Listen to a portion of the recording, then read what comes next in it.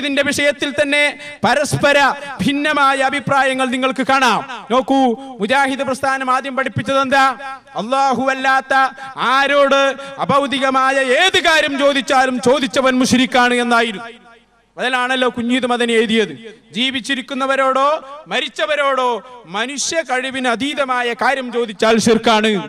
ഇപ്പോൾ മുജാഹിദുകൾ മാറ്റിയിട്ട് പറഞ്ഞു മനുഷ്യ കഴിവ് എന്ന് പറഞ്ഞുകൂടാ, പിന്നെ സൃഷ്ടികളുടെ കഴിവിനപ്പുറത്തുള്ള കാര്യം ചെയ്താലാണ് ശിർക്കാകുന്നത്. അങ്ങനെ എന്താണ് ഒരു മാറ്റം? അതിന് കാരണമുണ്ട്. മുമ്പ് മുജാഹിദുകൾ പഠിപ്പിച്ചത് ജിന്നിനോടോ മലക്കിനോടോ ഒരു കാര്യം ചോദിച്ചാൽ ചോദിച്ചത് ശിർക്കാണ് എന്നായിരുന്നു. ഇപ്പോൾ പഠിപ്പിക്കുന്നത് അങ്ങനെയല്ല, അത് ശിർക്കല്ല എന്ന നേരെ വിപരീതം. ഇതാണോ നിങ്ങളുടെ തൗഹീദ്? ഒരേ മനുഷ്യന്റെ നാവ് കൊണ്ട് തന്നെ തൗഹീദിന്റെ വിഷയത്തിൽ രണ്ട് വ്യത്യസ്തമായ അഭിപ്രായങ്ങൾ കാണുന്നു. ഒരു പ്രസ്ഥാനത്തിന് അതിന്റെ അടിസ്ഥാന കാര്യത്തിൽ വരെ ഉറച്ച ഒരു നിലപാട് സ്വീകരിക്കാൻ കഴിഞ്ഞില്ല എങ്കിൽ ഇനി ഏത് വിഷയത്തിലാണ് അവർക്ക് സ്വന്തമായ ഒരു നിലപാടുണ്ടാവുക? നോക്കൂ, ഈ പ്രസംഗം നിങ്ങൾ ശരിക്കും ശ്രദ്ധിച്ചോ. അതിൽ സക്കരിയ സ്വലാഹി എന്ന മുജാഹിദ് നേതാവ് പറയുന്നത് എന്താണ്? മലക്കിനോടോ ജിന്നിനോടോ ആരോട് ചോദിച്ചാലും, മനുഷ്യ കഴിവിന് അപ്പുറത്തുള്ള ഒരു കാര്യം ആരോട് ചോദിച്ചാലും അത് പ്രാർത്ഥനയാണ്, പ്രാർത്ഥനയാണ് എന്ന് ഉറപ്പിച്ചു പറയുന്നു. അതേ മനുഷ്യൻ രണ്ടാമതിന് എന്ത് പറയും? അത് പ്രാർത്ഥനയല്ല എന്ന് പറയും. അതുകൊണ്ട് ആദ്യത്തെ പ്രസംഗം ഒന്ന് ശ്രദ്ധിച്ചോളൂ.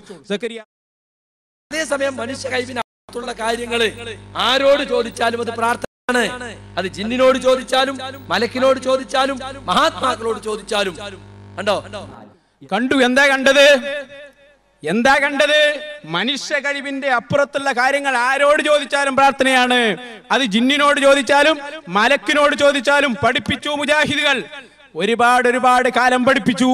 സുബ്ഹാനല്ലാഹ്, കാലം കുറെ കഴിഞ്ഞപ്പോ മുജാഹിദുകൾ ഇപ്പോൾ പറയുന്നു, ഒരാൾ വിജനമായ സ്ഥലത്തുകൂടി ഇങ്ങനെ നടന്നുകൊണ്ടിരിക്കുമ്പോ യാ ഇബാദല്ലാഹി അഈനൂനി, അല്ലാഹുവിന്റെ അടിമകളെ നിങ്ങൾ എന്നെ സഹായിക്കണേ എന്ന് പറഞ്ഞാൽ ആ പറഞ്ഞത് കൊണ്ട് ഒരു കുഴപ്പവുമില്ല.